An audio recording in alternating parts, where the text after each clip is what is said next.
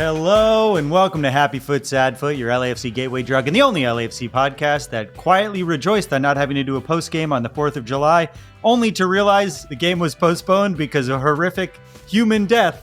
I'm Travis Helwig. I'm Vince LaRosa. It's true. Darren Müller. Oh, man. Welcome to our double preview of LAFC's MLS matches this week. First versus Colorado on Wednesday, July 9th at 7:30 p.m. and then versus Dallas on Saturday, July 12th at 7:30 p.m. Both matches are at BMO Stadium, and you can watch both on MLS Season Pass on Apple TV+. And our live post-game call-in show starts 10 minutes after the final whistle at youtube.com/@HappyFootSadFoot. Dress code for the live stream is our latest merch available over at happyfootsadfootpod.com, except for our twice sold out Don't Ask Questions limited edition patron only scarf, but tons more stuff is available on our website. If you're a patron member, you get a 15% discount. If any of those scarves fall off of the truck again, I got to get a new one because I gave mine away. Later in the show, it's Mailbag Volume 6 with your hottest takes, juiciest confessions, and most burning questions. And of course, we'll discuss this week's storyline and make some bets. But first, it's time for listener-mandated banter. It's time for the Powerball. That's what I was doing. I was like, what's going on here? Remember that kid? It's time for the Powerball. That strikes me as like a local thing, no? It was a kid. No, it went viral. It was from a local news thing, but it was like a kid who had said actually too much. But then he said, it's for that video, but he goes until Grandpa says it's time for the Powerball. Oh, It's always fun to quote videos to people who haven't seen them. Yeah. It's more fun to show that, to be like, you got to see this. No, watch. Oh, and then take 15 minutes to find the video. Yeah. Okay, I found it. Okay, it's loading. It's loading. Figuring out how to seed it into the feed. What'd you guys do for the holiday? I got that question all throughout work today, and easy forward answer. We have a dog. Just 4th of July just ends right there. Mm-hmm. My dog, for some reason, has not been bothered by fireworks ever. I think she just, there is a lot of constant, insane, sudden noise in our household. But I don't know. It was never, I don't know what her deal is. My dog also has never really been bothered by fireworks. However, he recently went deaf, and I was like, oh, well, so it's going to be, like, he definitely won't be bothered this year. Right. And I was wrong. Because I guess he can still hear very loud noises. Like he could hear if I clap really loudly. And so I think he was just constantly startled by the fact that he could hear things suddenly. And so it was like the worst case scenario of never hearing a sound and then suddenly a lot of sound for 2 hours. Yeah. Wow. That makes sense, actually. That's a bummer for your dog. Because I'm sure he's totally cognizant of all these things we're talking about right now. He's like, man, I my hearing's gone. I'm getting a little bit older. Oh my God, what the fuck is that? Yeah, it is. It's wild now when I make any sort of noise that he can hear. I never do it. Every once in a while, I'll clap if I really need his attention. But like, I dropped one of like this water bottle onto like a hardwood floor right near him, and he acted as if it was the loudest thing that's ever been happened. Like, it's just wild. I think sound is now painful for him. Oh no. Father Time once again on the list. Yeah, for sure. Yeah. Fucker. One of the many reasons I was late to recording this today, which is not that that's novel or new for our show. It's not that often. Thank you, Travis. That's nice. Is that I came in here to record and then realized I had to go get my sandals. I couldn't be barefoot because Luna decided to trash the place earlier and broke a glass. So I was clean that up. So I'm just sitting and there's just broken glass on the floor. There's just broken glass everywhere. Yeah. Oh. Yeah. Well, not everywhere. I mean, it was like cleaned up as much as you can clean up initially when there's also like 3 kids running around. Wait, you're at your home, right? Not like an escape room? This isn't some kind of weird thing? I've never seen the difference. That's terrible. You should have a home where you feel comfortable. It was a joke. I promise it was a joke. Darren, do the hand thing that they teach people who are being sex trafficked. Is that? Oh my God. No, they teach people before they're being sex trafficked. Oftentimes the people being sex trafficked don't know the hand thing. Yeah. Yeah. It'd be odd if they taught them during it. Hey, good news. There's no Epstein client list, huh? That's pretty good. That is such good news. There's been a lot of good news lately, but this is the what? I was so prepared for this to be in the entire banter, and I'm. Why? It's good Because news for me. You're Let me like, tell you. they'll never figure out that Vince is on the list. Well, I'm already a known, delinquent throughout the city of Los Angeles, but on the East Coast, not so well known. So yes, I'd like to keep it that way. Yeah, holiday stuff. Holiday stuff. Yeah, I went up to Arrowhead, as I've been doing a lot in the summer, which is always very nice. I love it up there. Arrowhead's the best. It is pretty rad. Just a lot of people in floaties, just sitting, doing nothing. A lot of floating beers. Tons of people like drinking on boats. Yes, but it's a very it's a pretty small private lake. So it's like, it is a lot, especially on 4th of July. It's just like what I imagine going to college in the South is like. It's just like white people in backwards hats blasting like, give me everything tonight. And so that's where I've been spending all my time. Wow. Okay. That drive back down the mountain has got to be really sad at the end of the weekend, right? I mean, it's just like people very hungover driving, probably still drunk around those curves. Wow. It's also hard on those weekends because like the lake is not that big and everyone takes their boats out. And so the waves are giant. Like it feels not fun to be on the lake on a crowded weekend, I would say. On a weekday, it's quite nice. If anything else that happened this weekend, I mean, we didn't have a game. We didn't have a game. Didn't have a game. I really was relieved. And then when I saw the news later that night, I was like, oh my God. Yeah. Not the reason that you want to not have a game. Or not that it's ever like a pleasant reason. If they're canceling a game like half hour before the game's supposed to start. Or is that Stephen Fry? What happened with Stephen Fry? Some kind of head and neck injury, but he but like seems the to be clip okay. Isn't anywhere on the internet. I tried to probably for a good reason. It was probably pretty gnarly. I mean, Brian Schmetzer was pretty broken up after the game. I saw the clip. Well, yeah, because you're on the dark. You're on Rotten.com. Yeah, I just went to, you guys aren't going to eBaum's World for the clip? You got VPNs and all that. Yeah, Faces of Death stuff. All you gotta do is head over to the deep web. Faces of Death. That is something that if you're what age do you like? Anyone 25 or under does not know what we're talking about, right? I would even go older. I would say at this point, like 31 30, and higher. Yeah, 31 to 40 is Faces of Death age, where you're. And they all remember it, and even if you never saw it, you know what it is. It must have faded out with VHSs, right? Well, they also it was on like Kazaa and a little bit too. Yeah, it must have been. The early internet. Yeah, early Rogue. When you would try to download like a porn, like a single porn image, and it would instead be a virus. You'd be like, I want to look at this one porn image, but it's a .exe. Let's check it out. Let's check it out. What does that do? Ooh, a whole porn app. Oh yeah, all I have to do is what's WARS mean? WAREZ. Okay. Wares, I guess is what it actually was. I remember I downloaded like a lot of chat room punters when I was a kid. That's funny. Yeah, I was gonna say I was the one I was the nerd. The stuff I was downloading was like cracking like software you'd normally have to pay for instead of. I was so nervous. I was so nervous about getting caught that I saved it all to a floppy disk, like a 3.14 floppy disk, and hid it inside a box in my closet. I was like, I hope my illegal software doesn't get caught. If they come, they won't be able to find it. They come for my punter, my chat room punter. Yeah, you got raided and running to your bedroom to throw that down the toilet. No one can ever know that I can use rainbow text that sparkles. Man, that is such a part of the internet that I don't think has ever been captured in like media or art. Like, they'll never appreciate the roads we've paved.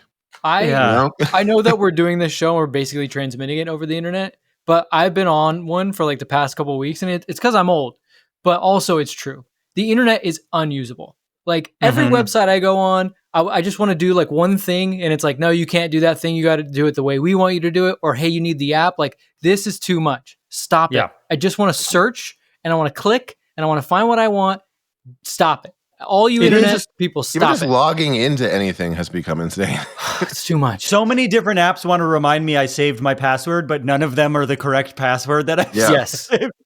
And but Vince, to speak to what you're saying, I do believe that that websites are being purposefully destroyed. Like something is happening where we cannot use websites anymore. Like you scroll and then a video ad starts to play as you scroll and then another thing pops up and then it's like allow cookies. And then if you have an ad blocker for that, it makes you fill out a different thing. Like they are making websites in general obsolete and they're going to force us into these fucking like AI chat things to search in because that's what they're like. Google's forcing us to do it now too because Google's barely usable. It really is like the internet. I do believe that the internet is dying and they're forcing us to like use a new type of internet that we might not want to use. Yeah, it's like streaming. Like I have to have a bespoke internet. Like I have to have my apps that I want to use. I don't just go on the internet and find free information. I have to, like you said, I'm going to have like my array of apps and every once in a while I'm going to be like, oh, what is that? And I'm going to have to download that app and then get rid of it.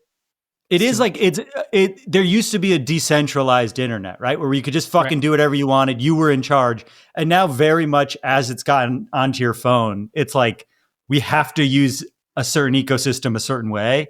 And it's just gotten less useful over time and easier to get my data. Your porn image. It's much easier. It's just one image. It's just one image. Why can't you just give it to me? It is no longer hard for me to get one porn image. That is no longer difficult. The inverse effect of that is pretty ironic. Yeah, I can get every only porn thing image. that got easier. Yeah, genuinely. Yeah, but that might just be because you got older. And I will say, no, porn has gotten harder too. There was a sweet spot for when porn was easy.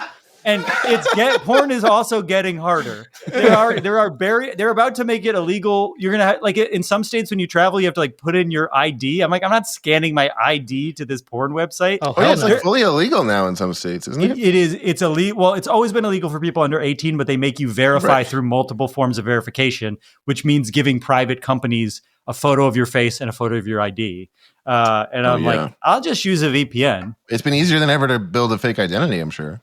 Yeah, that's true. And I just use Reddit for everything now. Instead of AI, I just search what I want to search and write Reddit. Yeah, I use Reddit to build my fake identity. Oh, I bet you could easily figure out how to fake IDs on Reddit. Yeah. There's vast subsections of Reddit that are all geared towards that, guaranteed. Yeah. I was on a lockpicking Reddit for a while. That was fun. Ooh. And then really? I do like lurking on Reddit. There's some really interesting subreddits. Like, did you just enjoy it? Like, because it was like you'd like, oh, that's kind of cool. Or were you actually able to like pick a lock? Picking locks? Oh, I never tried to pick a lock. No, but I watched a lot of videos of people who are like experts at it. Be like, every lock you've ever used is easy to pick, and then show it. Yeah, that's not fun. What are you talking about? Scared. You did it just to be scared. I also really I follow a lot of drug Reddits that are like drugs I've never used or never wanted to use. And I took a screenshot of this from a day ago from our meth. It says, girlfriend called, ... declined, busy whore, busy with my meth. Oh my God. Sorry, I can't answer the phone. I'm busy with my meth. If you know, you know, man. Priorities, man. Wow. Upvote 115. Whoa. There's just something so funny about, sorry, busy whore, busy with my meth. Sounds like a real catch. But also like a keeper. It's really funny to us, but I wonder in what moment that the motivation for that person was like, this is what I'm posting today. Like, there's no way he was like, this is going to be really funny. He was like, I'm fucking posting this. And people were probably like, hey, that's funny. He's probably like, man, that's my life, bro. Like, this is how I live. Don't talk about my life like that. Yeah, that is true. Also, he how does he probably have doesn't internet? mean it funny. How does he have the internet? Meth have the internet. People with meth have the internet. Not if you like meth that much. Well, what's funny is like there is a lot of like now AI bullshit that gets flooded into these like drug channels. And you can always tell when it's not because it's like that. Right? Like that couldn't be AI is not good enough to create something that funny. No. But still, I mean, again, not because he couldn't have the internet. I'm not trying to, Oh, that he wouldn't know to go on it? Or No, not even that. I'm not trying to put him down. I'm just saying, like, when you are that in love with your meth, there's nothing you need but that. But I think he has a community of friends to talk to about doing meth. on the internet because Generally he's doing speaking, meth you alone. wouldn't need the meth if you had a community of friends. Well, the Meth meth is a is what communal gets you the drug. community. It's a Meth is not a like-minded communal drug. individuals. It starts maybe as one. Yeah, it starts accidentally as a communal drug, and then one person makes it not a communal drug. All right, I think that's enough. We got to my net. A lot of banter. Good job. Screenshots. Well done. All right. Well, as the more casually obsessed LAFC fan on this show, I love LAFC and I'll never miss a match, but I don't have time to stay on top of all the advanced stats, roster moves, rumors, tactics, and off-the-field drama that I can't get from just watching the matches. When all I see watching a match is ball get kicked, ball go in net, Frenchman flip. For now. One Frenchman is flipping less and less these days. One Frenchman has left the team already. Maxime Chanot is a Luxembourger, so he speaks French, but he's had multiple concussions and hasn't played in weeks, so maybe it doesn't count. I mean, who knows? He may not even be able to speak it anymore. We don't know how bad the injury is. And Hugo Lloris is French, but he's been injured since Club World Cup, so he's scratched too. And he's mentioned before that he's not 100% sure he'll play next year. When you think about it, we really are in the middle of the most harrowing Frenchman flip in LAFC history. So I've stumbled upon this casual crisis, but what the fuck am I supposed to do with this information? Luckily, my friends Travis, the human LAFC crazy wall, and Vince, the LAFC patient saint of I am not the tactics, crazy wall today. I am not the crazy wall. the crazy wall today. Are here to catch me up for every week on the most important storylines that live beneath the surface of every match so we can all enjoy them so much more in a segment we call Storylines.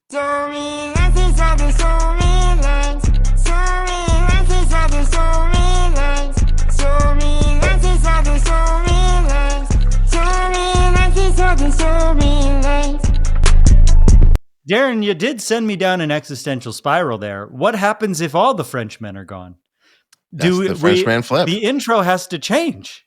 I know. This would be, I mean, but let's guess what the next country that we're going to go all in on will be. Italian man Korea? Eat pasta. We missed that boat with Gilly. Yeah, we missed it. We did do a lot of espresso jokes.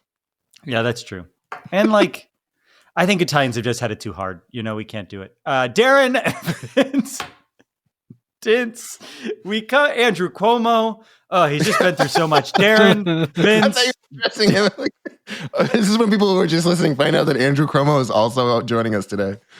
Andrew Cuomo, welcome to the show. Andrew Cuomo. Talk to us about Italian-American discrimination and why Columbus Day is important. Darren, Vince, Dince, I come to you today with storylines for a double match preview of one of the most important weeks in LAFC history.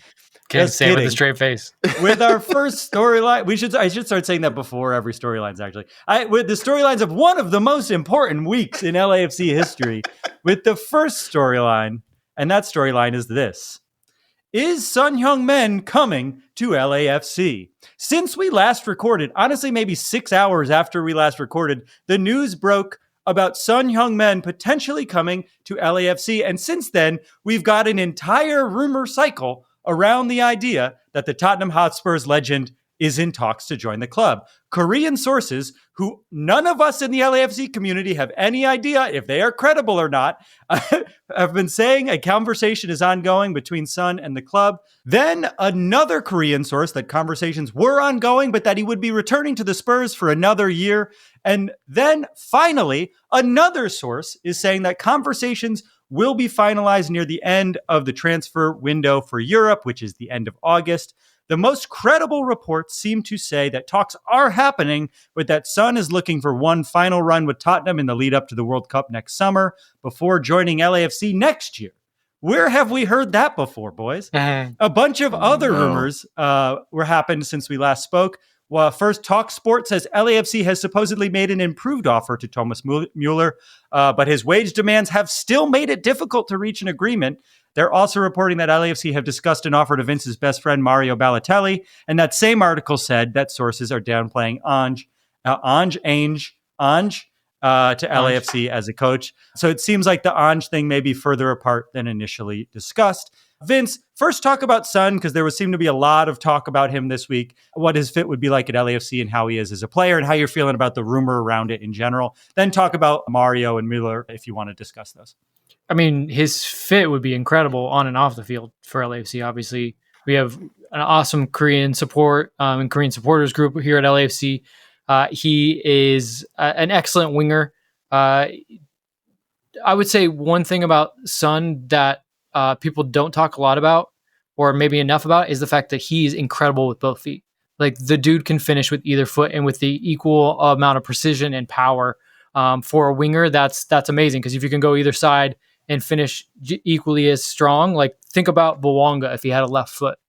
I mean, he wouldn't be playing in MLS. Let's just put it that way. Yeah. The initial report for Son was, and I told Darren this, and I think I told you this, Travis, I was like, it just seems too connect the dots. It was like too perfect. It was like, oh, Ange might go to LAFC, and because he might go to LAFC, Son wants to go there. And don't forget, he made Son captain when they just won that trophy. But what they seemed to be leaving out was by winning the trophy Europa League, that they also got Champions League. And so that's probably why Son wants to stay at Spurs, so he can play in the Champions League. Also, I mean, basically, here's the big lesson that I think we learned, and we probably learned this already with Antoine Griezmann. It's very hard to get a club legend away from their club if there's some kind of transfer fee involved. And it's not just the cost, it's the fact that these guys very much are human beings, and they don't want to alienate a fan base that has loved them and accepted them for so long. Like Son, when he went to Tottenham, was basically kind of a relative unknown coming from a team in Germany. And then after a couple seasons of like some rough seasons, he became, like I said, absolute legend for Spurs, and they love him. Like he is so beloved in London. And for him, he's probably thinking, well, even if I do want to leave, I can't say I want to leave because I don't want all those fans all of a sudden hate me. On the flip side, Spurs are thinking the same thing. Hey, even if we do want to sell him, it'd be nice if he said he wanted to leave, because then we can both make good face with our fans. Like these are real things. I don't know how much they actually play into transfers, but in these very special cases of Antoine Griezmann and Son, I think that it really is something to consider, because once again, they're human beings. They've been beloved by these fan bases, and even if they want to leave, I don't know. There's just something about having to come out and be like, I want to leave. They just don't want to do that. And so I think that's something important to take into consideration here. I do think, before I ask you about the German and the Italian, I'm going to only call people by their nationalities from now on. Oh, of course. It's easier for me than pronouncing names. I do think things to consider about getting big names this summer. People who have another World Cup cycle in them are going to want to play at higher levels in the next year, just to stay ready for the World Cup. Messi might leave Miami for a bit to get prepared for the World Cup. Like that's a possibility people are talking about. He says that's not the case, but there seems to be smoke there among sources that have had it. And also, like, if it's true that Son wants to come next year, I'm not getting my hopes up anymore after the Griezmann thing, right? We like, there was way more credible reporting about Griezmann than there is about Son. And so if it's like, oh, we'll get him next year, I don't buy that anymore until we have better reporting on it. It's just like, we put all of our eggs in that basket, and I hope Thorington no longer is putting all of his eggs in one basket. It really seemed to have started with not him. It starts with the Ange Postecoglou rumors. Yeah. Right. So then that removes that's an extra layer where you're now like, yeah, if I wouldn't get your hopes up. That it just, again, especially if we're not getting Ange. Yeah. A lot of these are connect the dots. Yeah. And what about the other players mentioned? Balotelli, who knows? I mean, incredibly talented, incredibly crazy, incredibly interesting. I don't know. I don't know. I think a lot of people would be like, you're crazy, Vince. He's so good. He would kill it here. Yeah, if he plays. I mean, if he wants to be here, like he's had second chances at a million different places.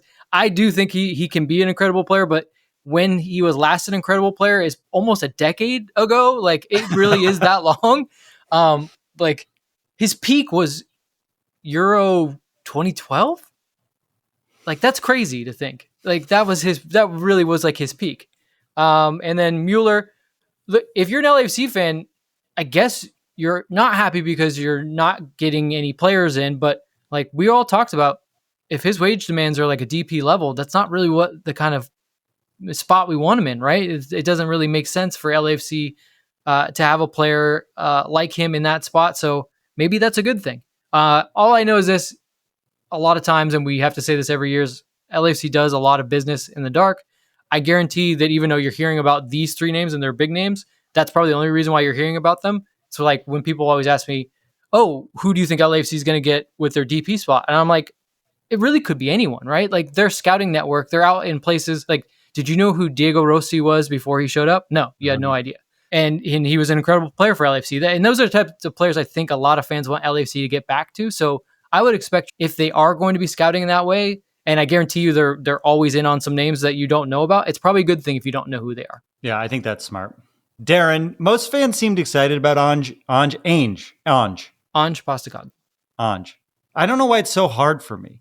Ange. Darren, most fans seemed excited about Ange as LAFC coach, but I wonder how much of that is because just he's a name that people know from the English Premier League. We ran a poll on our clip about it, and only around 20% of fans did not want him to be the coach, or at least people who listened to the show and answered that. There was like 60% said, of course, and then like 30% said, or I forget what it was, said maybe or something like that. But only 20% were not on board. How important to the fan base do you think it'll be that the incoming coach is someone we've heard of? Like, it seems name recognition feels like something people on the internet care a lot about, but it might not, like, no one was really excited about Dolo, but we knew who Dolo was. Like, do you think it matters the name of the coach, Darren? It depends on who you're talking about, I guess. I mean, like, I'm someone who is never gonna. I'm not gonna recognize anyone. Maybe like 5 names you could give me, and I'd be like, "Oh, I've heard of that name." And that's a pretty sizable percentage of the fan base, I'm sure.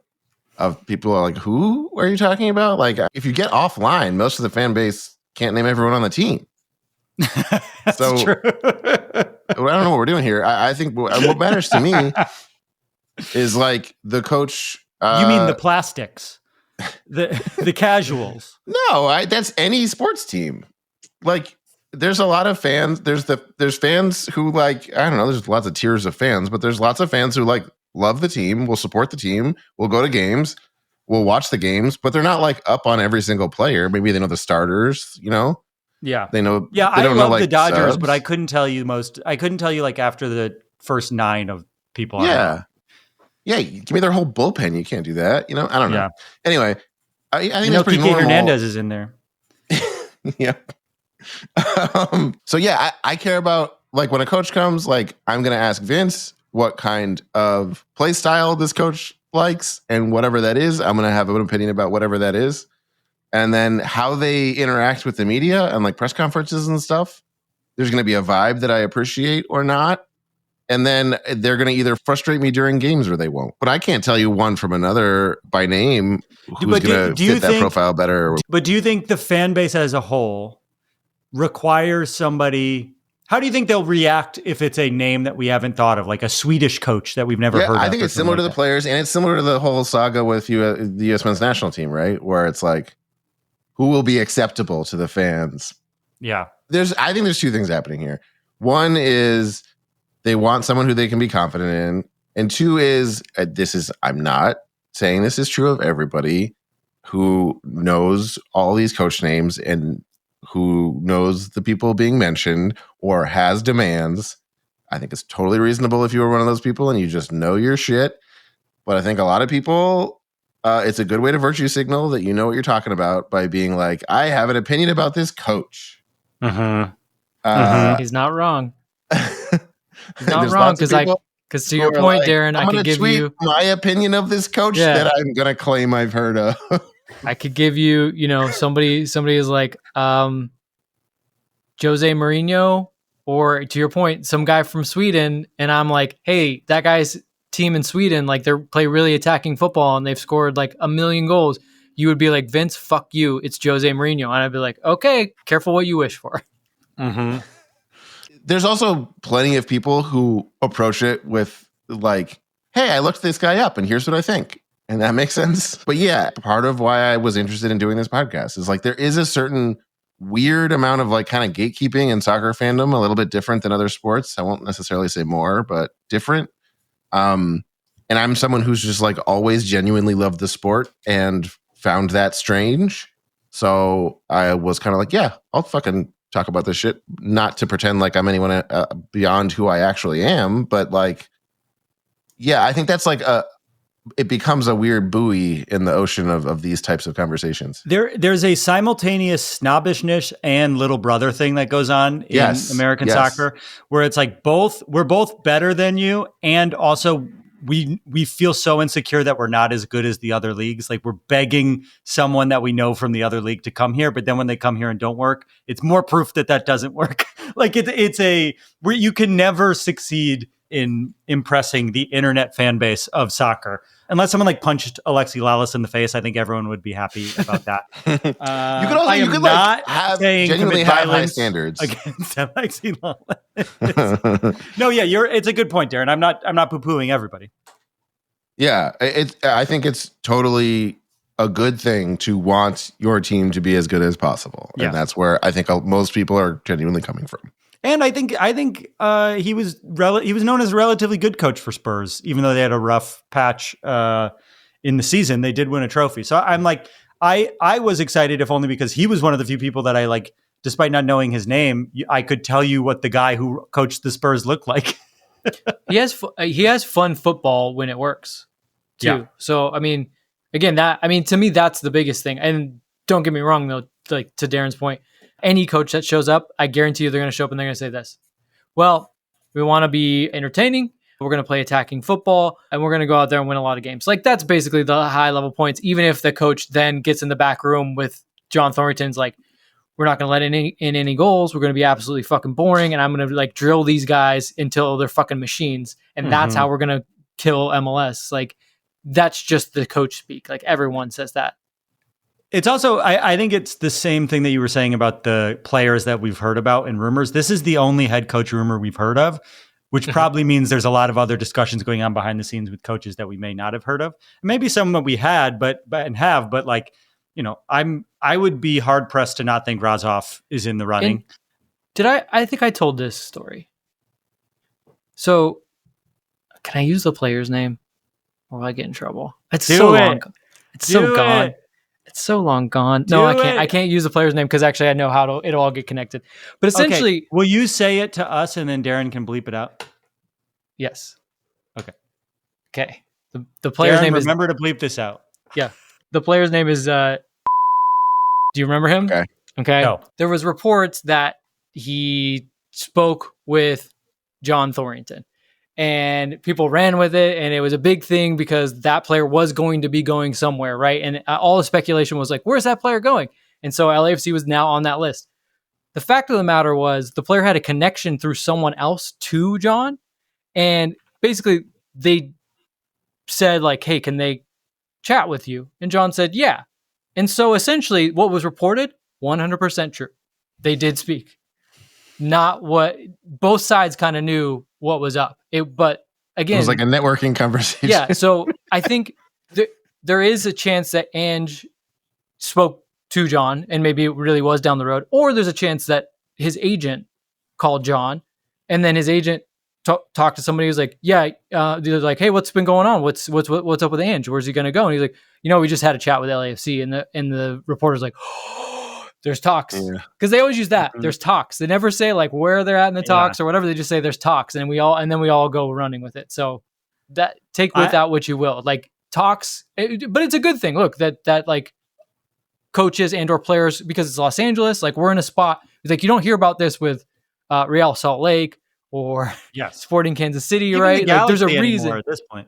Yeah, there's a reason why we're even in those conversations, which is much closer than a lot of other teams are to those actual conversations. But again, take them with a grain of salt. Talks can really just mean like, hey, spot's open. We might be, looking for something, and John can either say like, yeah, we'd have more talks, or the person goes, and by the way, our wage packet is this, and John goes, okay, yeah, we'll keep you in mind. Click, like those things happen. I love the verbiage in they've had talks, because also I noticed in the reporting, I believe the phrase for the Mario Balotelli thing was LAFC have discussed Mario Balotelli. They haven't even discussed his name with him. Yeah. They've been talking about him. It's like, we have also discussed Mario Balotelli. Yeah. That doesn't mean he's joining the podcast. Yeah. All right. So all of that talk, I think there's going to be a lot of rumor talk over the next few weeks. We're in rumor season and a bit of a dry season in terms of like what else there is to talk about. But it's always fun to think about the future possibilities. And that brings us to our next storyline, which is this. Are Colorado and Dallas any good? Colorado stands 9th in the West, but tied in points with LAFC with 26 points. But remember, we have 4 games in hand on them now after last week's postponement. We've played 17. They've played 21. Not looking forward to what all those double weeks of playing look like in the future, boys. We most recently played them in February for the CONCACAF Champions Cup, where we lost away, won at home. We're tied on aggregate scoring, and if you remember, beat them 2-2 on away goals. In their last 5, Colorado has won 1, lost 3, and drew 1. Dallas seems lost at 13th in the West with 21 points in 20 games. Again, we've got 26 points in 17 matches. We've yet to play them this season, but historically, Dallas does okay against us. We have 3 wins, they have 4 wins, and there's 2 draws between us. Compare that to our head-to-head against Colorado, where we have 9 wins, they have 5, and there's only 2 draws. So Dallas does pretty well against us, all things considered, I think historically because we play like dog shit in the humidity. Vince, what do we need to know about these 2 teams that we're playing at home this week, and how do we stack up against each? Colorado lost their last match against Sporting Kansas City, but should have won going away very easily. They lost 2-1, but they had so many chances. I want to say they had 5 or 6 big chances, and the ball just did not go in the net for them. So I think that they're an okay team. Obviously, if they play like they did against Sporting Kansas City, even though they lost 2-1, they'll win more games than they'll lose. So LAFC's got to hope that maybe that was just a one-off, but that's what they're capable of. And I think we saw when we played against them in the CONCACAF Champions Cup, they're a team that's going to work hard under Chris Armas. They have some athletes and they have some decent players, but they're going to work. And what maybe separates them from really good teams is I've noticed if you do happen to break them down, they seem to crumble, right? So, but they'll be resolute. If you let them grow into the game, they can maybe get something from you. But if you're able to get that goal, if you're able to break them down, I think you can find a way to really take the game to them. It's just, you've got to be on top of your game from the start because you know they're going to be ready to play. Like Chris Armas is going to have them amped up and organized. Dallas, on the other hand, not a good team. They have 1 win in the last 10. They just played 3 in a row at home. And they lost all 3. They've given up 37 goals, which is 3rd most in the conference. They do have Lucho Acosta, who's a fun player, but the rest of the players are just kind of this mismatch and don't really fit. So Vancouver, we said that it really was a good time for LAFC to get them, and LAFC just didn't have the quality to win that game. But these are 2 games at home against 2 teams that you should be winning even if they were on form, but they're not. So these are games that LAFC absolutely has to get, especially when you consider, like you said, Travis, these are games in hand. Games in hand are only as good as the points that you stack up with them. And this is 2 straight opportunities after a weekend where you didn't even have to play. LAFC needs these points, and they should be getting maximum points from these games if they want to consider themselves not just. I don't think there's any world where LAFC really drops out of the playoffs, but we're talking hosting playoff games in the top level of the conference. These are the games you absolutely have to win, or else. As we get closer to the season, because we're getting to that point where it is going to be that stretch run of the season, now we're going to be okay, LAFC's got to pick up points here to get that. It'll feel like it'll just be stressful, and then you're not able to go into the playoffs in a good run because basically you're just trying to scrap for every point. LAFC just needs to stack some points here, and this is a really good opportunity this week. It feels also like the team needs a bit of confidence, right? We've been so inconsistent. Having a streak of 4 or 5 regular season wins, even honestly 4 in a row would go a long way. It just feels like the team has had so many starts and stops, and we lose in games that we really want to win. It just feels like they need something in these 2 games in a row. Hopefully LAFC tends to play down to their opponent and up to their opponent. So hopefully this isn't the case, but it does feel like 2 games that we really need to win, both on a statistical level and just on an emotional level. Darren, what do you think about the Rapids using Pids as their nickname? And doesn't it remind you of the word pits? I hate it. It's terrible. I can't believe they do it. I learned that they did this 6 months ago for the first time. Yeah, I think you did just learn it this season.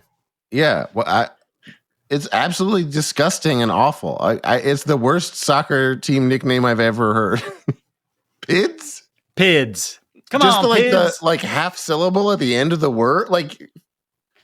Rapids is kind of a cool enough name. But what are you doing? Darren, have you asked your friend? Yeah, it just reminds me of pits, like armpits. Yeah. Have you asked your friend at Colorado any secrets for beating the team? I haven't. According to Vince, we don't really need any secrets, though. All right. Well, those conversations with him are a little awkward because it's like, yeah. I'm a fan of this team that thinks your team's not very good, and you're the person literally running the team. Hey man, so good to see you. The job you're doing sucks. Our team makes it's a lot easier for us, and our owners so weird. And I'm genuinely like so excited for him and very proud of him, and like genuinely like it was so cool to reconnect with him. I'm like he was like a good friend of mine growing up. Like it's such a strange combination of things. He's like he's like a great human being. I don't know. Yeah, he legitimately didn't he work? He worked with Arsene Wenger. Like that's where he got like his start. Was at Arsenal? Yeah. Who's that? I don't know. Yes, he did. Yes. He worked at Arsenal. Yeah. Like that's I mean, you guys saw the video when he came around Club World Cup. Like the players were like, "Oh my god, it's Arsene Wenger!" Like that's a big deal. But it's so funny that you'd be like, "Hey, would you tell me like, maybe I'll tell somebody that could tell John." He'd be funny if you did that, and he was like, "You know what? We'll call John together." Like such a dad thing to do. He has a really cool story. Like we interviewed, I interviewed him a couple of seasons ago. People could go back and check it. We went into his story more, and he played professionally in the Laotian Soccer League. Which is like he described it as like it's like everyone has day jobs, obviously, but then he also like was on the forefront of advanced stats, like in the world, doing stuff in Laos, like running tons of VHS tapes of Laotian soccer games through like crazy. Yeah, and then I think from there was able to join that team doing advanced stat stuff at Arsenal when that was like first becoming a thing. So it's like a really cool journey that he's been on. Anyway, it's weird for someone like that to end up on a team where like the owner's not going to give you any money to work with. It's like, cool, you can be precise with the $10 I give you. That's exactly what I need. Enough, that owner owns Arsenal, and he gives them plenty of money. Yeah. Oh yeah. And famously stopping the league from spending money here. He's one of the coaches that hates spending. The Pids are all right. That brings us to our final storyline. None of this is something that he's been very oh my God, he knows you diplomatic. Like him. It's fine. The final storyline week is this. I'm not trying to get him in trouble. Yeah. I hear you. We like the guy. The final storyline of the week is this. What the fuck are we supposed to talk about this week? There's been no game. That's the final storyline. Nothing has changed. We had these rumors. We have these teams that we're playing, but there was no game. There's nothing to discuss about how we're playing. One game against Vancouver doesn't mean we're in a rut. We win these 2 games, we suddenly feel okay. What are you guys? Any storylines you guys want to talk about, or should we go to the next segment? I'm good. Okay. No, go ahead, Vince. No, I don't want to drag this show. No. Vince. No, Vince, it's okay. I'm never gonna have a storyline. I don't know. I listen. Vince, it's okay. No, we really want to. I really want to hear what you have to say. I was just thinking like maybe LAFC's like real problem is there's no secondary scoring on the team. Because like, that's such a good idea, Vince. That's such a good storyline. Like Bouanga's always been there, right? And like he's good. But then remember we used to have this other guy, Matty Bogusz, and he scored goals too, but now he's gone. Yeah. And no one else is scoring goals. This is so good. Right? You're doing such a good job, Vince. Don't you think that less goals is bad? Yes, I agree with that. Thank you. I agree. Okay. Oh my gosh. Really good job, Vince. Really good job. Darren, any apologies you want to give? I'm sorry. I was mistaken. There was more to talk about. But that actually jogged my memory. What about this Drew guy? Oh, he's not on the team anymore. Yeah, you'll get this news in like a week. Okay. Yeah. Just check your X account in like a week. Okay. Hugo's going to score this week, guys.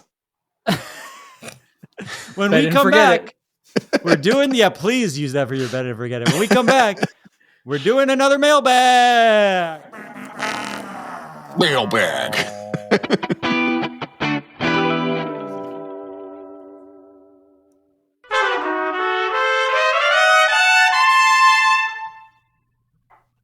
Mailbag. Yes! like 90s radio. Hell yeah.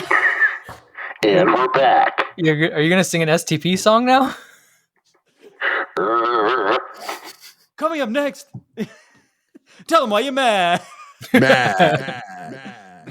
We got to bring back Tell them why you're mad. That was a great segment. Oh, yeah, that was fun. Oh yeah, Tell them why you're mad. we haven't done that in a long time. Yeah, we should do that. Okay, we did a mailbag. Thank you to everyone who submitted stuff. We can't get through everything as usual. If we didn't get to your thing, please take it personally. We got this time we asked people. It means we don't like you as a person if we didn't get you. Right. This time we asked for hot takes, whatever questions you have, fan confessions. Actually, that's it. That's what we asked for. We got some good stuff. We're going to do a little spin the wheel. Travis, you're going to go first. Mm-hmm. Would you like a hot take, a confession? Something about actual soccer or miscellaneous wild card? I want to go hot take because that's what we asked for. Okay. I'm going to go with Daniel's. Okay. Here's Daniel's hot take. Daniel said, do you want me to read it or do you want to read it? Please. My hot take is that by 2030, BMO's capacity... Oh, excuse me. My hot take is that by 2035, so 10 years from now, BMO's capacity will be increased to 35,000, 40,000 by 2040, just 5 years later. And by 2060, LAFC will be the second most popular sports team in LA behind only the Dodgers. LAFC will also be one of the most famous soccer teams on earth. And despite the morons who run US soccer, I feel we will have a golden generation finally by the 2040s. It took nearly 100 years, but I feel by 2060, soccer will finally be mainstream. This is a 4-decade-long hot take prediction from Daniel with specific timestamps.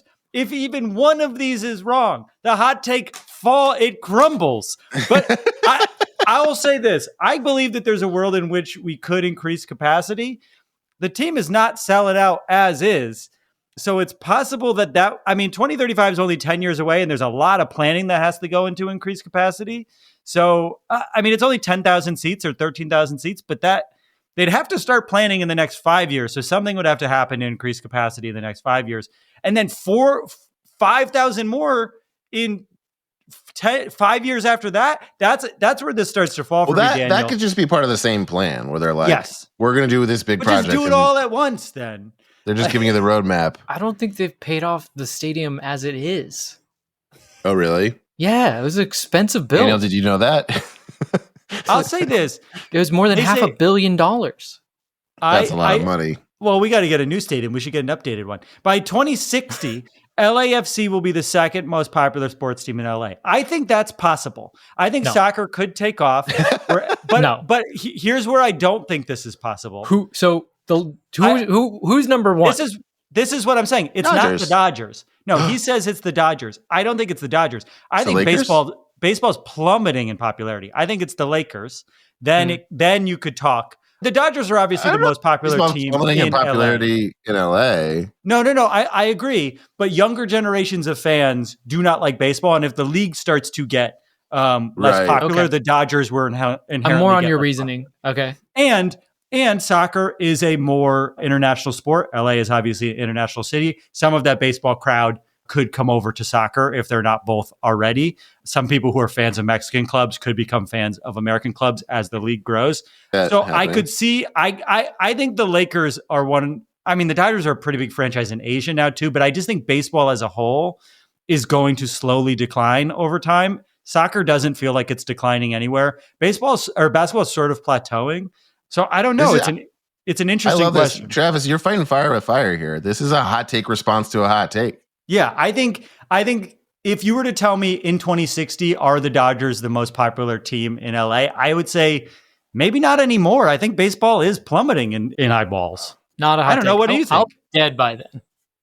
You'll be dead by 2060. By which date on this take? I have said if I'm alive in 2069, I'm going to kill myself on April 20th, 2069. I'll be like 80 years old by then. But if my grave says 4/20/69, that's so funny. Travis's goal once again is Commitment to to have the have a death that Twitter appreciates. 420.69 on a grave. Or Are you a day. kidding? I've already like 80 something. Like, what a great life I've lived. One last rodeo. Yeah. I think it's cute that both of you and Daniel think that the world will exist in the 2040s. That's true. What country will we be in by then? Did you see AI? Will there AI be tried to countries? copy itself? Pangea is back, baby. Yeah. When do the dinosaurs, like Jurassic Park dinosaurs, show up? I don't know. I would be rooting for them at this point. All right. They've had a tough go of it.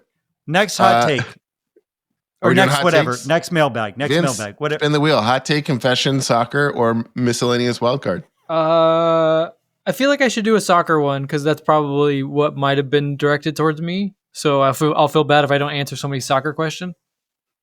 Sure. Let's see. What's the good one here? Okay. This is from Ruben Rios. If you were John Thorrington for a day, what is the first move you'd make to improve the squad? Ooh. And it can't be like a whole, it's one move.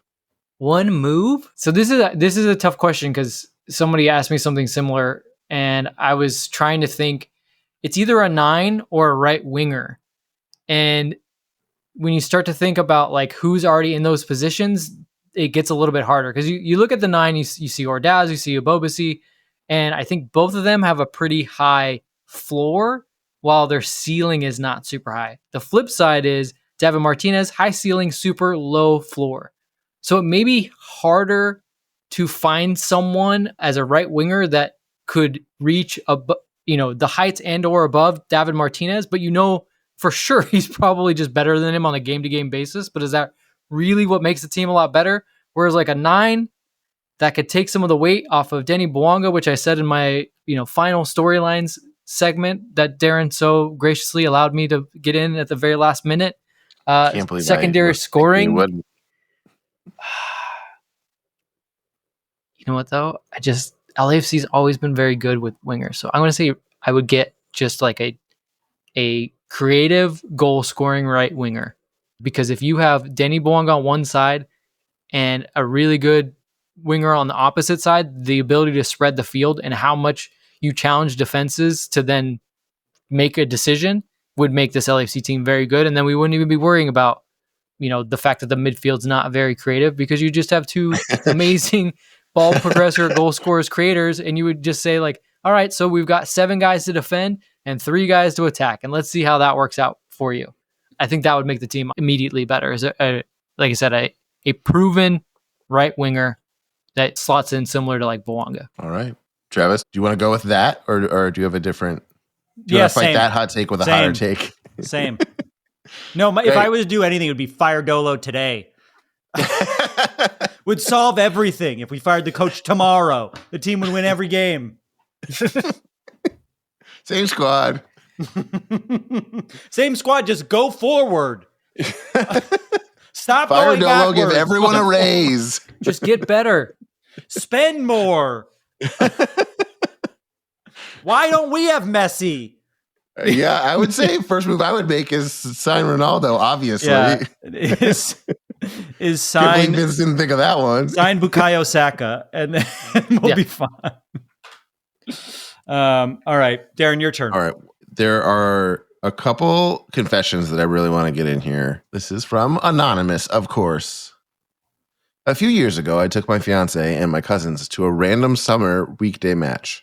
I had a little too much to drink before the game, so by the time we made our way to the Sunset Club after the match, I was fully sauced. When I get lost in the sauce, my bad habit is that I turn into Indiana Jones and I just want to explore. As in, I just want to open random doors and walk down random stairwells. After maybe 30 minutes of all of us hanging out at Sunset, I drunkenly decide that I want to go to the restroom. The restroom's by section 120, downstairs and half a stadium away.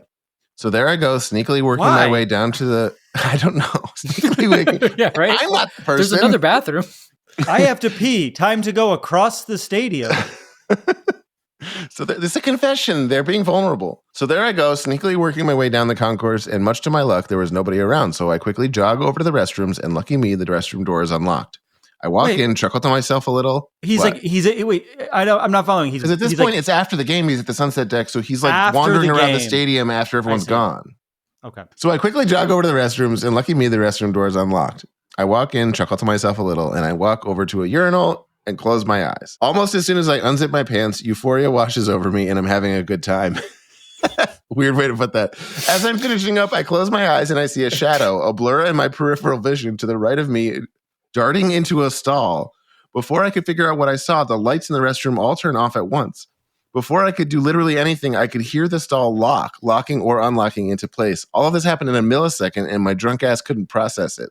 I've never been so scared in my life. I booked it while trying to zip up my pants, and I ran so hard that I ran right into the wall, knocking the air out of my lungs. I frantically felt my way around the door until I grabbed the door handle and swung it open. There was a security guard by the exits to the parking lot that saw me sprint out of the restroom with my pants halfway zipped up, belt unbuckled, gasping for air. I've never been so happy to get escorted out of a building. Was it the Phantom of the Bank, or did some unlucky guy have to shit in the dark? The Phantom of the Bank?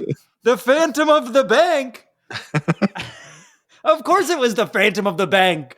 What do you mean was it the Phantom of the Bank? I mean, the only part of that story, I mean, this is a very funny story in general, but the part of it that is concerning most to me is that the lights turned off after he went into the stall. Yeah.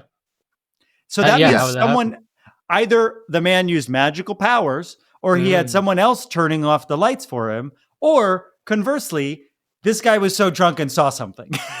And the lights turned off because like maybe he was in the bathroom for too long and the motion sensors went off. Yeah. That's just a fun one. I mean, do we think that the BMO is haunted? Yeah, the stadium hasn't been around long enough to be haunted, but did we tear down? It could be something that was haunted from when it was the LA Sports Arena. What was it before then? It was the sports, wasn't it called the Sports Arena? Yeah, it was Sports Arena. I think the first place the Lakers played before they moved to the Forum, and then they moved. At some point, the Lakers played there, I believe. It does seem haunted. We have to cross-reference dates. We'll have to get back in touch with this person. Let me see who played it. Like murder the ghost at the LA of Magic Sports. Johnson. Yeah, the ghost of the AIDS that should have killed him. I'm cutting so much out of this episode. He's alive. He didn't. Why did he? But why did he survive? We have to ask ourselves that. Did you mean should have, as in like it's amazing he survived, or should have as in like I wish he it did happen? I don't wish he died. Okay. I mean like for that time just giving you a platform to explain yourself. I think the obvious reason for him not dying is that he got really good medical care because he was rich and was privy to medical information that poor people didn't have, and certainly that the gay community didn't have at the time. Well, way to save yourself. And what I'm saying is I'm advocating for the queer community. Okay. It was the home court of the Lakers in the 1960s, and then from the 80s through the 90s, it was the home to the Clippers and the home of the Kings. I'm going to look up murder. A lot of potential ghosts there. Murder's LA Sports. No, I'm going to look up death. No, nothing for death or murder at the wiki page. Los Angeles Memorial Sports Arena death. Yeah, that's good. Yeah. These are the stories of 29 ravegoers who died of drug-related causes. Okay. We're getting somewhere. Hold on. Okay. It wasn't there when there was raves, no? Okay. Michelle Lee, 20-year-old UC Irvine student, died November 2nd, 2007, after attending a Halloween-themed Monster Massive at the Los Angeles Memorial Sports Arena. She collapsed at the rave, and her body temperature rose to 108 degrees, according to coroners. The coroner ruled her death was caused by multiple drug toxicity, citing the use of ecstasy and amphetamines. Michelle Yee is haunting the men's restroom at BMO Stadium. Wow. Section 120. Michelle, 120 because she was 20 years old only, Darren. She was Michelle 120-year-old. She was 120-year-old, and that's why she's haunting the bathroom at section 120. Michelle Lee, we forgive you for using drugs. We've all used drugs. Let's get that weird Ghost Adventures guy out there. Let's just leave it at the 120 and not bring up the second one. Okay. Yeah, it was a better story anyway. It's a better story. You can guess what we got. Man, there should be a super cut for people who pay us like $10,000 where they can hear the thing that we cut. Just hear everything we've cut. Oh, man. Okay, right. how about a hot take, y'all? All right, it's my turn. I have a general question miscellaneous that I saw. Good. Okay. It's important to do this one. Vince, this is for you, and you have to answer in 10 seconds or less. I'm adding this. I know what you're going to do. If you were on the middle of a cliff and simultaneously Darren and Travis slipped on opposite ends of the cliff, who would you save first and why? You have 10 seconds. The 10 seconds part is not has kids. is from Travis. Oh, and that makes his life worth more than mine? Because he has children? More than both of ours. Think of the impact that my art could have on the world, Vince. Oh, I thought you were going to say your literal impact on the ground. Think about think of the art. Think of all the children's lives who will be saved by my art. Travis, think of all the children's lives who will be saved by you not being around. Again, there's no list, Vince. There's no list. There's no client list. The better question is, if Travis died tragically, would you haunt BMO? I'd want to haunt somewhere with better food options. If you could eat it, you're like, I still gotta smell it. If I'm gonna be around it all day, I don't want to be near the Hawaiian chicken sandwich that just gets progressively worse every game. It used to be good. It's not good anymore. Not the same sandwich just sitting there. No, you don't know that. You don't know that. Yeah, it honestly, that's why. Yeah. As valid of an answer as you gave, Vince, my feelings are still hurt. Your turn. Thanks for saving me, Vince. Yeah. My kids appreciate it. Yeah. See? Got a heart. And they'll appreciate it for an entire generation times 3. I'm going to haunt Vince's house, and I'm going to play fucking Sublime nonstop while he's trying to sleep. The best possible way to haunt Vince is to just play Sublime. You're going to be asleep, and you'll just hear, and you're missing at her tits, it's the wrong way. 4th of July. The wrong way is so haunting when it's from a ghost. Big weekend for Sublime. Not a good weekend for Vince. Oh, yeah. 4th of July? Yeah. Why did he let his dog run away? What was the hot take you were going to read, Darren? Let's do that one. Here's a hot take. This is from @Alan Holcomb. In order for the club to fill the stadium each and every home game, the team needs to sign another Mexican star. Well, we're the podcast to answer this, I think. I mean, it's basically the Mexican stars of podcasting. My light turned off. I think this is haunted from me making that joke. Good bit, Michelle. I mean, there is more than there's a plurality of very large adamant groups in Los Angeles. Like we talked about Son. I think if you a Korean population would be massive. Yeah, I think you watched the U.S. playing the Gold Cup against Guatemala, and the fans from Guatemala packed that stadium. I bet you if there's a Guatemalan star on the team, it would be pretty packed. This isn't disagreeing though. I mean, a Mexican star would be. It would work. But do keep in mind that, again, I'm not saying you're wrong, but Carlos Vela is a pretty, he's not just a Mexican star. He was a star, and then also a Mexican star, right? And I think any Mexico fan would say, you haven't really had, and I would say this even for and don't yell at me and be like, well, oh, you support the U.S. national team, which I don't really, but U.S. national team doesn't really have a star the level of Carlos Vela. Pulisic is, he's always injured. He's a good player, but Carlos did things for a longer period. But yeah, there's not, who would beat Raul Jimenez is not the level of Carlos Vela. Santi Jimenez is not the level of Carlos Vela. Both nations have not produced an honest star of the levels they kind of used to. Let's be honest. Interesting. Something I've also noticed, and it's just worth discussing. I think we've been talking a bit about the dip in attendance at certain games for LAFC. Outside of Miami, that's true of every team. I've noticed it watching home games in Columbus, a team that normally packs out their stadium. Attendance seems to be down across the league, and I'm curious what exactly is causing that. Maybe it was always like that, and LAFC was just in a golden period at the beginning where we were winning and we were new, and it was this fun new thing. But there are so many games. It's I don't want to go to every home game, and I'm a super fan of the fucking team, right? It's tough to ask that many games when there's that many tournaments fans to show up for every single game. I know that it happens at Dodger games, but like the Dodgers have been around for 100 years and have like generational fan bases. So it's a different Also, thing. I remember when I first moved to LA, like 11 years ago at this point, the Dodgers weren't terrible. They were a good team. And you could show up day of and get $5 seats. And You could still there'd be get plenty of $5 open seats. They're a super team and you could still get $5 seats. They do not sell out Dodger Stadium, but Dodger Stadium's like 60,000 seats, right? So it's much bigger. They sell it out now, don't they? I think most sporting event. No. I mean, obviously really? there's games where it's packed and no one can get in the door, but like I think most sporting leagues are seeing a slight decline in their attendance. Period. It's just to your point, Travis. There's so many games. There's so many things to do. Like, and I got then TikToks to watch. Yeah.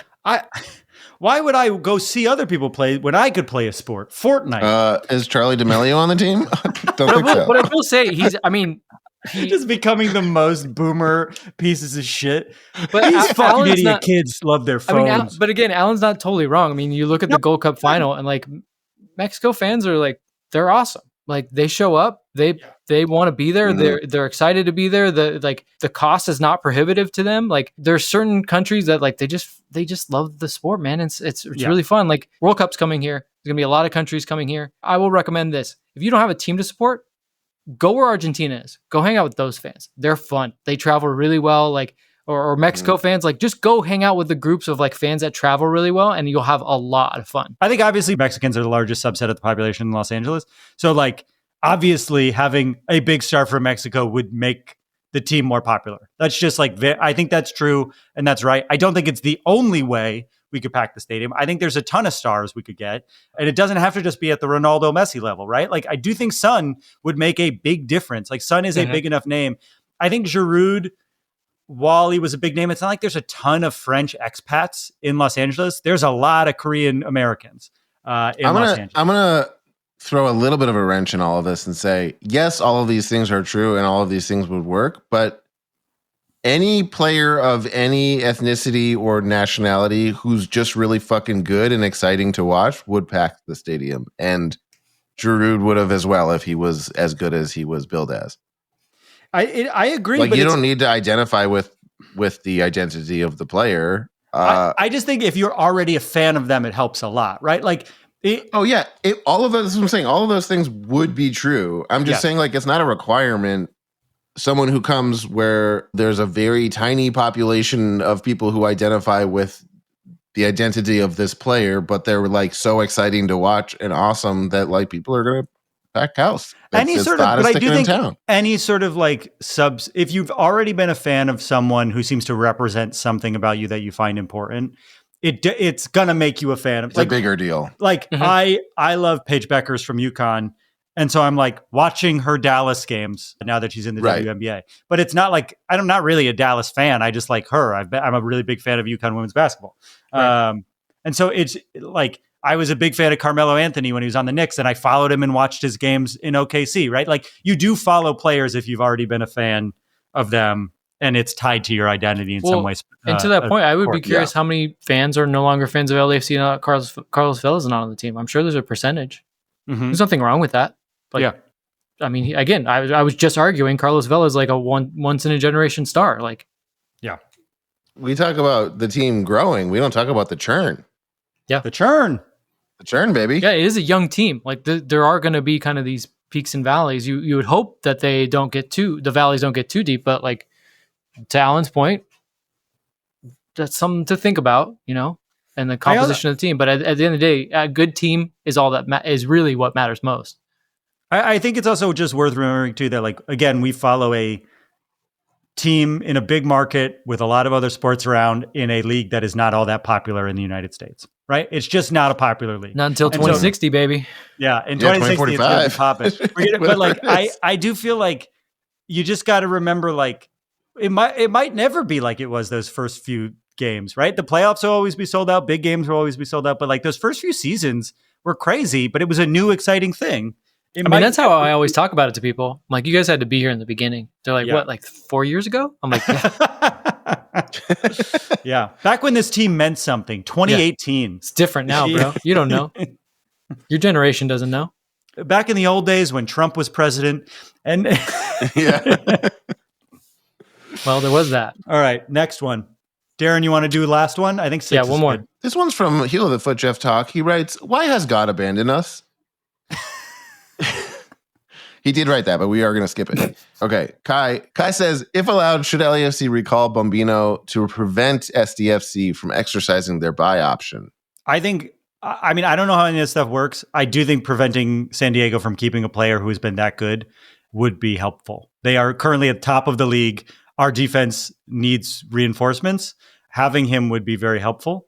I do think it sucks that he's over there on loan and doing so well for a team that's doing so well. I wonder if he would have gotten all the playing time here that he got there to let us know that he is that good. But now that we know that he's this good, it would be great to prevent San Diego from getting them. But they have a buy option. I don't know exactly how it works. Vince, how does it work? How much control over this situation do we have? We don't know. I mean, there is always something where it's a forced buy option. Usually you hear about that. So we don't know for sure. All we know is there's probably no chance you can call him back before the end of the season. Like, he's going to have to finish out the season. And then I would add this. Got to think about what the player wants. He might have gone to San Diego and been like, you know what? I don't like that LAFC sent me there, even though I did have a good time and I became a better player. And maybe my pathway wasn't there. I have a chip on my shoulder. I don't ever want to go back there. Fuck those guys. I mean, you have to think about that, right? And then on top of it, like, if I'm him, even though we're not doing so well, and you're like, well, I could probably slot in there. I mean, Ryan Hollingshead is getting a little older. I'll eventually have a lot of playing time. In the back of your mind, you're always like, well, LA has money. They'll just go out and buy someone else. So, like, there is a world in which the player decides, well, what's best for me is the place where I learned my skill that believed in me, and I think I'll play better here. So I think if all things considered, and you're just talking about just a player and the talent, he's shown that he can hang in this league. I don't know what his ceiling is. He's still very raw, and San Diego does give up quite a lot of goals. So let's keep that in mind. It's not like they're the best defense in the league, but a young player in a position that I think is going to be of need. I think Artem's been okay, but I wouldn't be surprised if he's not still on the team after this season. It seems like an experiment that didn't quite have the upside that they thought it would. And I love Ryan Hollingshead. He's ageless, but at some point, the guy on our list, Father Time, is going to catch up. So I would love to have him here, but it's not as easy. It's not as cut and dry as it might seem. And it's worth also just like celebrating that there have been 2 good players from the academy system, huh? Mm-hmm. We got 2 at least. Dueñas also, I guess you want to count Dueñas. But there's like MLS quality players that we've gotten out of our academy so far. Yeah, it doesn't make you happy when they thrive somewhere else, but that's not the worst. The worst thing that can happen is if you don't give good players opportunities. Yeah. Because you start to get a name for that, and then players don't show up there at an early age, and then you're really not getting players out of it. So you're right, Travis. Even if it is with San Diego, it is a good thing that he came out of our academy. Sticking with soccer. Sticking with soccer. Which LAFC player, past or present, do you think is the most underrated by the wider MLS community? By the wider MLS community? Yes. I feel like I've answered this question a number of times previously, and the way it is for me to be consistent would be to say Sergio Palencia. Yeah, Sergio Palencia is one. I think Eddie, for when he was healthy before he got injured for a small time period, wasn't recognized enough as the defender that he was, especially because he played next to Walker, and so people were like, "Oh, it's all Walker," but like Eddie was really fucking good. It's a tough one because so many players, like, they're just fucking good. Like, Carlos is good. Mm-hmm. Diego Rossi is good. Chicho is good. Underrated. None of those players are underrated, though. Yeah, they were. That's what I'm saying. This is hard. They're all just like straight. Oh, as you're saying, they're rated. Yeah. I also think like Hollingshead is properly rated. Like, he seems to get flowers in an appropriate amount. Yeah. Sergi gets none. Yeah, Sergi's like, a great he's like answer. Never, like, I feel like half the MLS community, however you define that, wouldn't even know who that is. Yeah, because people could even say like Latif, but everyone loved Latif. Like, he's almost overrated. You know who maybe was underrated? He should be overrated. I think Palacios was maybe underrated by the league. Palacios was such an important part of the club, and like we couldn't have done so much without Palacios. And no one ever really talked about his importance to the squad, right? He was sort of quietly important. But then Mike dropped his way out of here. Yeah, genuinely. Showed everyone how fucking important he was. Yeah. Well, and again, we he talked did it. about that with Mike and Steph in the preview of the game that didn't happen last week. And what he did, you he don't might get show up in Austin. You don't get credit for. Like fullbacks, they're on the team of the week if they score a goal or assist. And he didn't score an assist a lot, but he was legitimately the best 1v1 defender as a fullback in the entire league. And I think a lot of coaches would say, well, that's what I would rather have more than a guy that can chip in with assists. But the same. I guess that's the same reason why Palencia and Eddie, like they do the things like they're soccer players. It's not. Are there any it's not the stat forwards sheet that you would say are underrated, right? In our history. I'm trying to think. It's like Brian Rodriguez is like, we've talked about that too much. I don't think he's over or underrated. What about Poku? Was Poku underrated? I mean, when he first showed up, it's like people have like these little like spurts. Yeah. Like I would even say like Marco Urania was underrated when he showed up because people were like, well, he doesn't score goals. Like he can't score. Like look at him. He's horrible. But like, I bet you Carlos and Diego would be like, he was instrumental to how successful I was because he did a lot of the hard work and then just was able to get us the ball in positions that we could succeed. Like he was very much like a selfless player. You know, this is obviously a much more high level, but when Ronaldo and Bale were at Real Madrid, they had an amazing center forward who could have scored a ton of goals if he wanted to, but Karim Benzema sacrificed himself to get those guys to be like the elite level players. I'm not saying Urania is Karim Benzema, but there is like the style in which like he kind of went about his business the way Karim kind of let those guys shine instead. Diomande? No, remember Dio showed up and scored like 9 goals in his first like 7 games, and everyone's like, hey, this guy's actually pretty good. Yeah, that's true. I think when Mark Anthony Kaye was really good, he didn't get a lot. He wasn't quite to the level. And even when like people thought he was really bad, he was still better than people thought. He just had some really bad luck. Yeah. I think Palacios is my best answer. I think it's cheeky. I think you're right. Yeah. It's cheeky. What was the first name you said too? Well, I disagree. Palencia. Palencia is also really good. Palencia, yeah. Yeah. All right.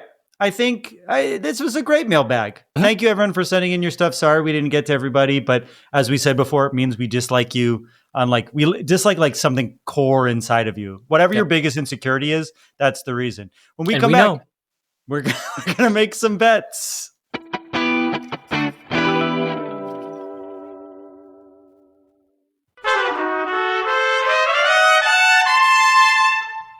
And we're back. Now it's time for a segment called Bet It and Forget It. Bet it and forget it.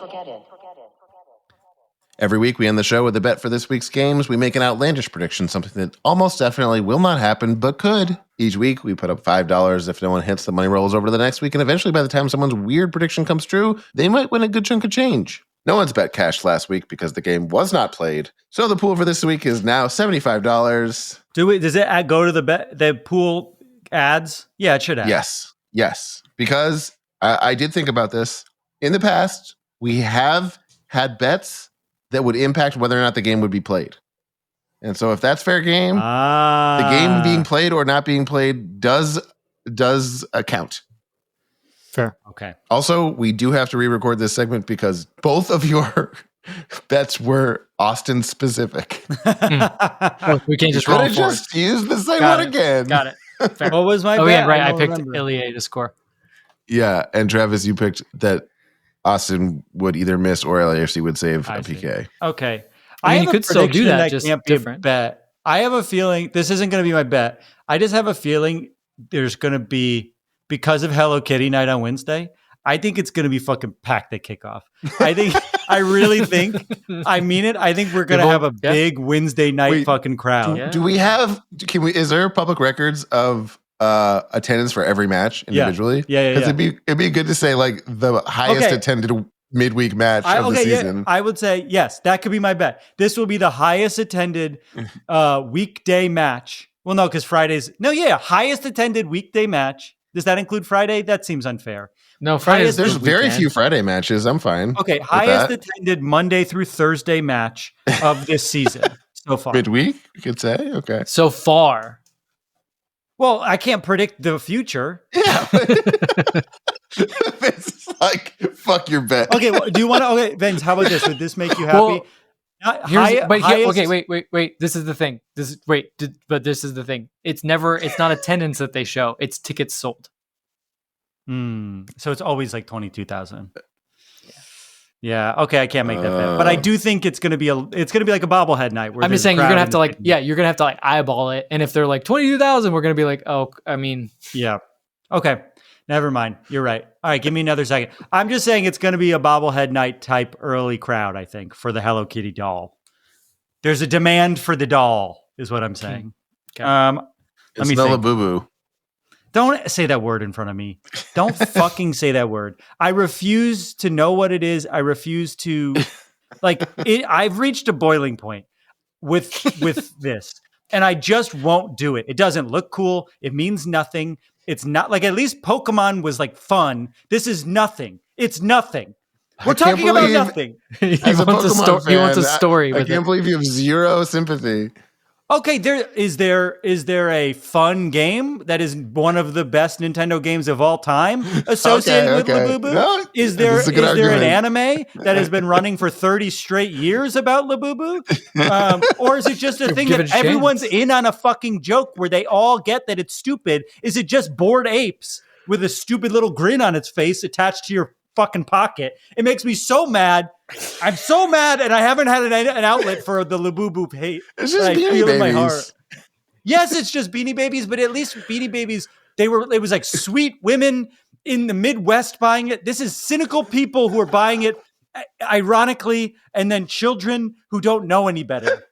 It is a curse on our species. I don't have a bet. You guys take the money. I'll put in money, and I don't have a bet. I forfeit. Because you've made me talk about Labubu, I forfeit the bet this week. I'm still putting in money, though. Wow. I know what's going on the list. That's funny. No.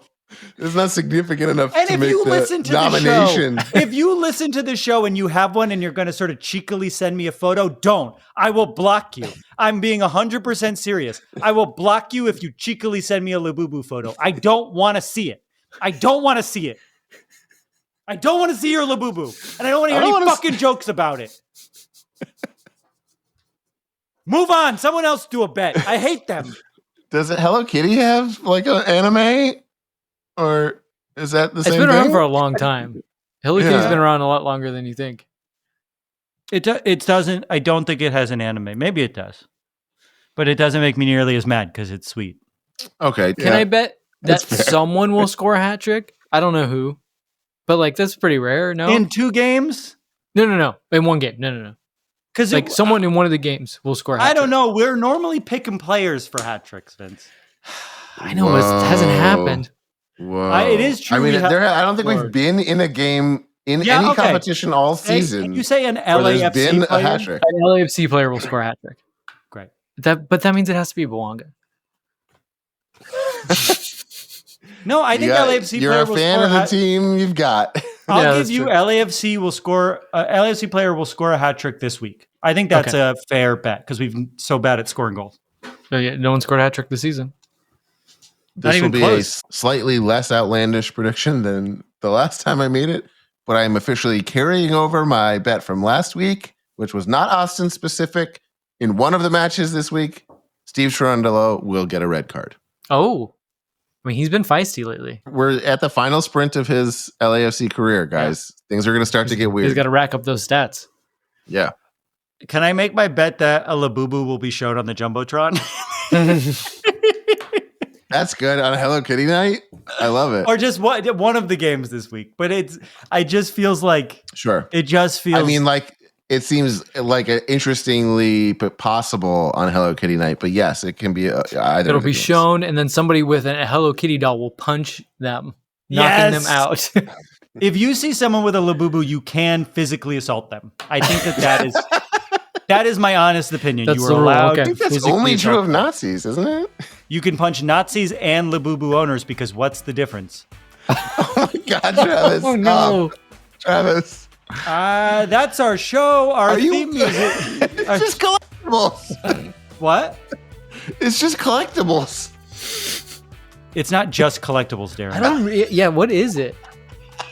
I'll do my research. I'll do my own research later.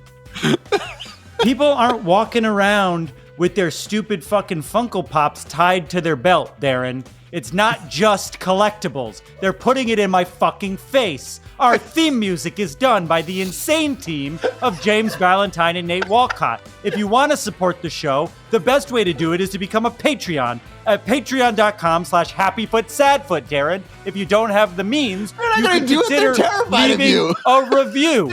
You could consider leaving a review at Spotify or Apple Music or podcasts or whatever, because we know everybody doesn't have the means to become a patron, even though there's a lot of great benefits to becoming a patron. Darren, we'll see you at BMO. I love you. Bye. I love you. Bye. Just reading about bubus on another tab. Don't!